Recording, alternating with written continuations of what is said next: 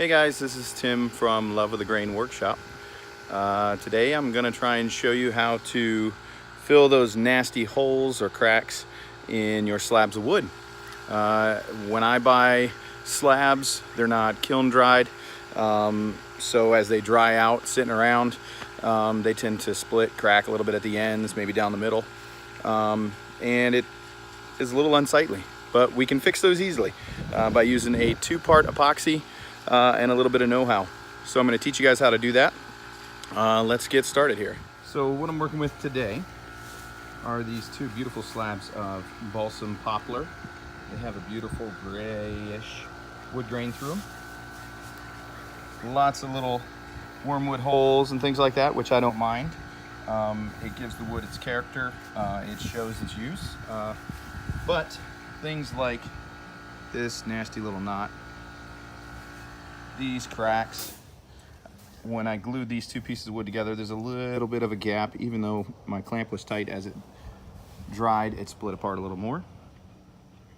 We have some little spots here that are like almost like a burl or a spalt that dried out a little bit and cracked. We have some more cracks here. I cut off some pieces that were pretty bad and left a few pieces that aren't too bad that we can fill easily with the epoxy. So once my 2 slabs, one here and here, are dry and clamped tight shut, allowing it to dry for a day or so, I can pull the clamps off that was holding it tight, and we can start working with it. So we're going to use,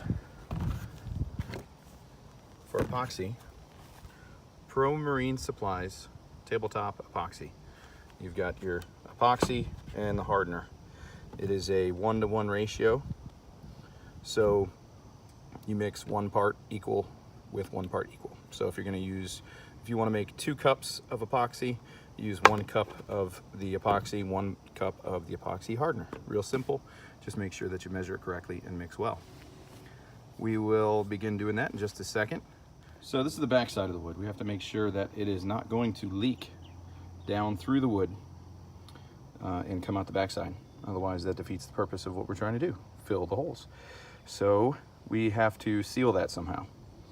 What I use is parchment paper and tape, and then some wood to hold that in place. So I've laid out my painter's tape down the edges to create a good seal for the parchment paper to lay over top of, so I can retape along the sides of that. The parchment paper helps because the epoxy doesn't stick to it.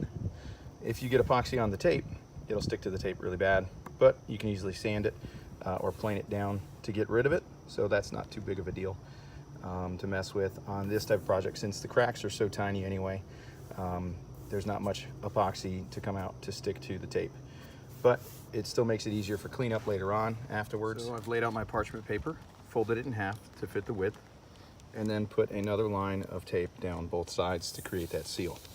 Try to do everything in one long swoop so that you don't have any creases, gaps, spaces, overlaps for anything to pour out of. So now to create a really good seal, we use a piece of wood. I've got so much scrap wood laying around, I've always got something. This is a piece of beadboard or V-groove, tongue and groove, that I use when making my barn doors, for the core of the barn doors. It's just an extra scrap piece that was laying around, so I used it.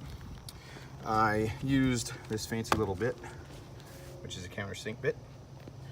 You've got a very pointy tip that comes down, and it has this little piece on here that has teeth on it too, that countersinks, so that your drill or your screw heads will countersink into the wood, and on top of that creates a nice hole for the screw to go straight through. That way, as you tighten it, it'll pull down on the board and really create a nice good bond and seal between the tape, the parchment, and the wood. So there's no gaps for anything to run out. If you didn't use that, this parchment paper is fairly loose.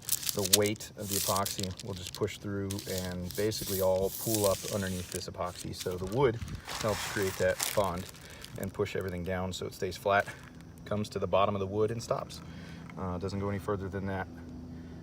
You have this long piece, once again continuous, so you don't have any gaps. And then I've got a couple small pieces that I'm going to use on the ends, but I'm just going to tack those in with a pin nailer, my little pin nailer on my compressor, so that way I don't have any screw holes on the ends, because those are going to show. Underneath it doesn't make a difference because you're not going to see them anyway. It's the bottom of the piece of wood that we're sealing. So I've got my little end pieces butted up against the bottom piece and tacked it in with some nails, just to show we're all imperfect and make mistakes. One of the nails, I came a little too close to the top of the wood and it came out the top. So when we pull that piece of wood off, we'll have to do a little bit of wood repair and fill it there, but not a big deal. But again, you see all the cracks are nice and tight up against the wood, so that when the epoxy goes in, it doesn't flow out, down, or things like that, and we don't lose it. So we are now, and here's the other one, we are now ready to mix our epoxy. So we've got our 50-50 mix, or 1-to-1 mix of the epoxy, and just a throwaway little juice container I use. I have this really cool little silicone basting brush, picked up at Walmart for like $2 or $3. These are really good for mixing and spreading this stuff on, because it doesn't, the epoxy, once it dries, it doesn't adhere to the silicone. So you just leave it on there, and in the morning when it dries, you can peel it right off. You can usually use at Lowe's or Home Depot, they have little plastic containers if you don't have some kind of, plastic juice container or whatever, to mix it in, because you're just going to throw it away anyway. And I just got a little measuring shot glass here that has some measurements, so I know that I measure it correctly and evenly, 1-to-1. So I put 2 of those epoxy in here, filled that up twice, and the hardener, or that's the hardener, I'm sorry, the epoxy twice and the hardener twice, and in the container. We will mix it up vigorously. It'll look a little bit cloudy as you mix it, as you can see there, but then once it starts to mix correctly, it clears up, and it should look nice and crystal clear with some bubbles in it. So we'll clear that up, or mix that up, and then I am going to pigment the epoxy. So this table is going to have a really nice custom fabricated base with metal legs that I'm going to make, and so with that I'm going to use the Battleship gray color. These are black diamond pigments. They're powder pigments that you can use. You can get them online. I bought this pack on Amazon. It's a little sample pack with a bunch of different colors, really pretty blues. I think it was like 20 bucks for all of them, maybe even less. And they go a long way. I've used a bunch of these already over and over again. So you don't even need that much to pigment it. So I'm gonna mix this, and then I'll mix in the Battleship gray. As you can see, it's got a really cool look to it in there, kind of metallic, a little bit of a rainbow iridescent look, but ultimately kind of grayish black. Creates those really cool swirls too. You won't be able to see those too much on the table because there's such small cracks, but you will see the little lines. So I'm gonna pour these, try and create a little, so I can do this while I'm holding my camera. Pour a little at a time. Down the little crack. And you're gonna have to pour it a little on top. Let it settle, because it's gonna fill that crack and that void. Ooh, that's a little much. Pour a little more down there. If you wanted to, you could use that little brush that I showed you earlier and spread that out.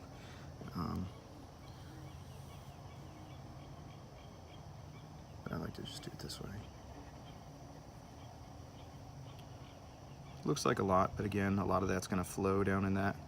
And then as it sinks down in, I can use the brush to smear any extra on top down into those little grooves. As you can see, there's already air bubbles coming out where it's sinking down in. Now the air bubbles on top, once it goes down in, these are such small cracks, you shouldn't have to worry about it too much. You can use a little blowtorch to lightly just put a little heat on it to pop those bubbles, or you just breathe heavily over top of it. If you don't pass out easily, that is, of course.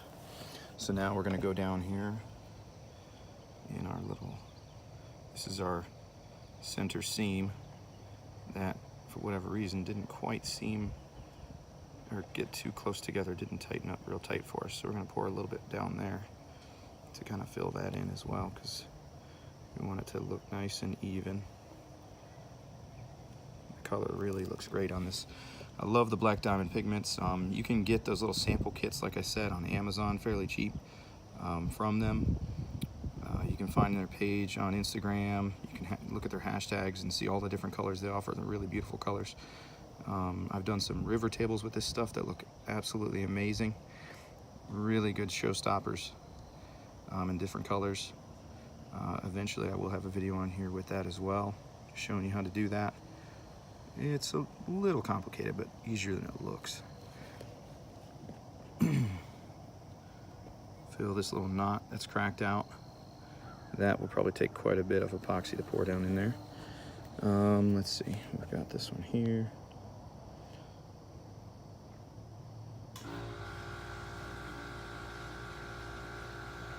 And again, this is epoxy, so it's gonna harden, it's gonna help those cracks to seal, as well as fill in those little cracks so you don't have any gaps or anything in the wood. And it'll look really cool with these colors.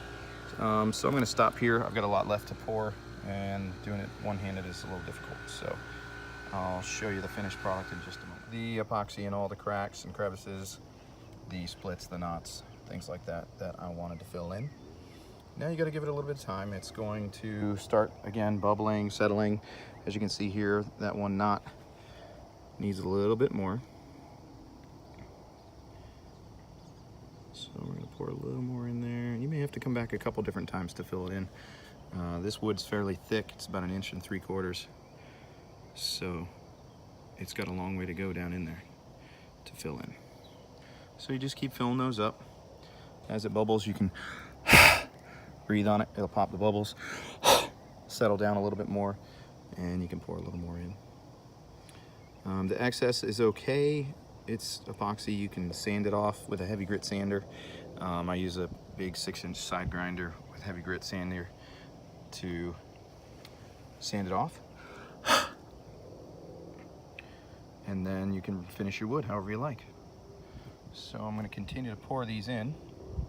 Going back to the powder pigments, you can get those little sample packs, or you can buy a single color in a larger container.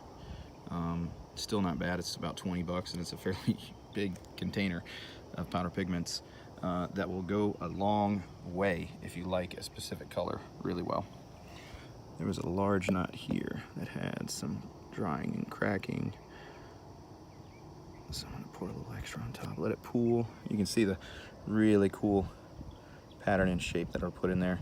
Again, in the smaller parts of the cracks, you won't be able to notice that as much. You can't see the detail as much. It just fills in and looks cool.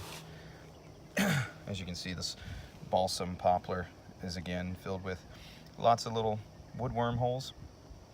Doesn't bother me at all. Most of my customers doesn't really bother. It's just character. That'll fill in with polyurethane. When I fill that in, rather than use an epoxy to fill every one of those holes, it just tells a story about the tree and its life. Got a little bit of paint overspray the other day accidentally on that while I was doing something, but that'll sand up really nice. It's got a little bit of burl in there, so nice spalting throughout the wood. And it's got this really cool live edge, which is still rough, but I will run my sander down there to remove some of that dirt and dust, a little bit of fungus, things like that. Clean it off with a wire brush, get it real smooth, but leaving that natural edge. And then underneath, I'm gonna create that custom base.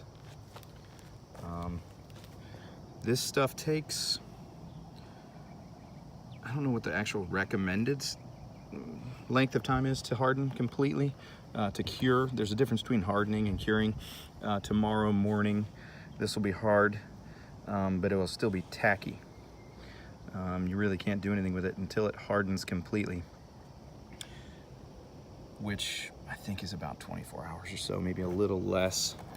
I think it's more like 15 to 18 hours or so, where it'll be really hard, and probably where you can work with it, clean it, sand it. I would say it's probably at least 24 hours before it's fully cured, but you can work with it in less. The river tables, when you're pouring those, they're obviously much thicker. They still take about the same amount of time. in my opinion, to cure, where I can work with them, but a little longer to fully harden, where they won't be sticky or tacky. With this, since it's just little cracks, I'm gonna put it in my garage here and just let it be.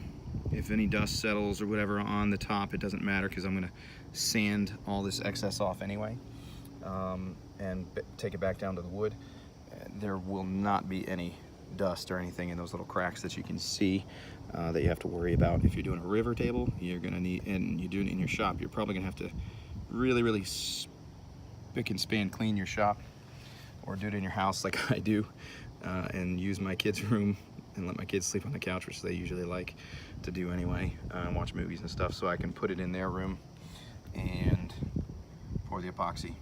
You really want to do this when it's going to be average temperature anyway, so in the wintertime I have to do it indoors because I don't have any heat. In the summertime it gets warm, but not, I mean, it gets hot, but not too hot for working with this stuff, so I can do it outdoors. So I'm going to continue filling these, put it up in my shop, let it sit and harden, and tomorrow I will clean it up. Just a little side note for cleanup of things like your little container, if you're not using throwaway ones, get as much of it out as you can using a brush, a stick, whatever. And I like to steal some of my wife's, these are little pre-soaked antibacterial wipes, like Lysol wipes, whatever. These work really well at cleaning that sticky, nasty goop out, actually, and off your hands, rather than some harsh, like, reducer. You can use mineral spirits, which works really well. But again, if you got some of these laying around, this will work just as well. Okay, guys, so it's been probably 15 hours or so since I poured the initial epoxy. I came out before I went to bed last night and poured a little bit more. There were a few holes that had leaked down through, or not necessarily leaked, but had fallen through and sunk down in deeper again. So I had to mix some more epoxy and fill those up to top them off. So now we're ready to take it apart and see the product and then finish the wood. So let's take a look at it. So as you can see, the epoxy is now hard and solid. It's just a little tiny bit tacky on top. Not even really tacky, just a little softer. So, I mean, it's still not super hard cured, but it's good enough that we can work with it. But you can see that those holes are now filled, those cracks, the gaps, those knots, things like that. So I've took my end pieces off, which are real simple, that I just had tacked in with some nails. Use my mallet to pop those off and peel the tape back. You see a little bit of tape there, but that, again, we can just sand that off. But as you can see, the epoxy did not adhere to the paper here that we put down, the parchment paper. So it was really easy to pull off. So we're gonna flip the board over and we're gonna take out those screws that we had in there and peel that board off. The moment of truth. And look at that. No epoxy stuck to the paper, no epoxy stuck to the tape, other than that tiny little spot there for some reason. And one piece all off. Really easy. You see a little bit of the flow that came through on the bottom, like we talked about, in a couple different spots. We just sand those smooth, and we'll be good to go. Typically when I'm taking down the top of these boards, taking down this epoxy, I will use my big side grinder with heavy grit sandpaper. My side grinder is currently out of commission. So I'm going to use my DeWalt hand planer, electric hand planer. Make sure that it's turned so that it is only taking off a very minute amount of surface at a time, so I don't go too deep into the wood and just take off this top epoxy. So I'm gonna go ahead and do that. So once again, using my hand planer, my electric hand planer, I was able to take down most of the epoxy on the surface, the excess. You can see it leaves some little grooves and stuff like that in the wood as you're doing it, but you can just sand those right out real smooth, which we're gonna have to do some to touch up a few places that I couldn't quite get. But you see, these cracks are nice and filled with epoxy. Nice dark color. Get a little contrast to the wood. You see that nice knot that was there before, how it's all filled. Once again, this is unfinished. We're gonna sand this down using a sander, orbital sander, and some 120 and then 220 grit to get it smooth. I don't expect you to have an electric planer, but if you do, that's a fast way to do it. If not, just use your regular orbital sander, belt sander, with some heavier grit, maybe like a 36, 60, possibly an 80 to get it down to the surface of the wood, and then finish it up with a little orbital with some 120 or 220.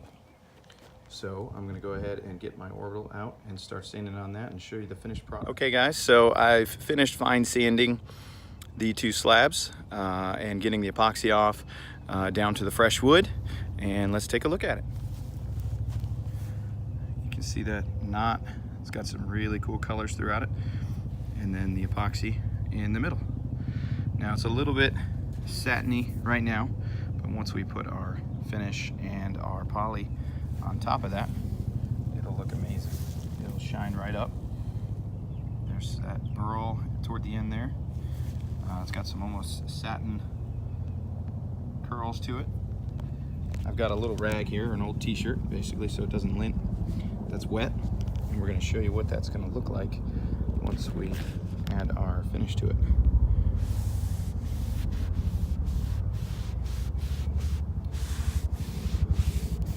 Look at that color.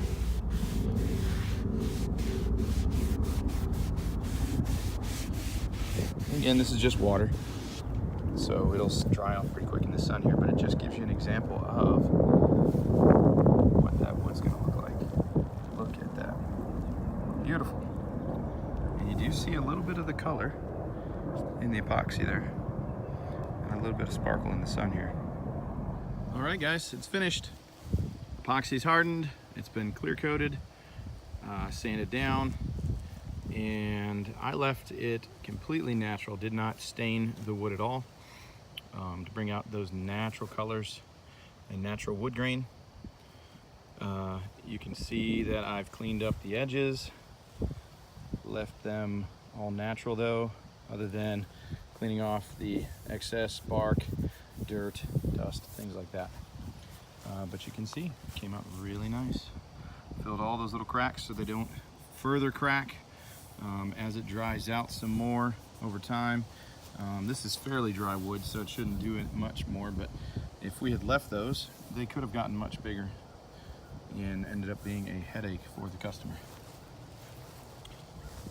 These three especially, right here. But it's smooth and level, and they're filled in now. So I want to thank you guys for watching my video, hanging out with me. Maybe you guys learned something, maybe you didn't. Hopefully you did. If you have any questions, feel free to leave them in the comment section. Let me know how you like the video. Follow, subscribe. I'll have more videos to come soon, some river tables, things like that. Check out my other videos as well. I've got a few on making farm tables, benches, cutting boards, things like that. If you want to see this table finished with a pedestal base that I custom fabricated, it'll be on my Instagram page, Love of the Grain Workshop. So be sure to check that out as well and follow me there.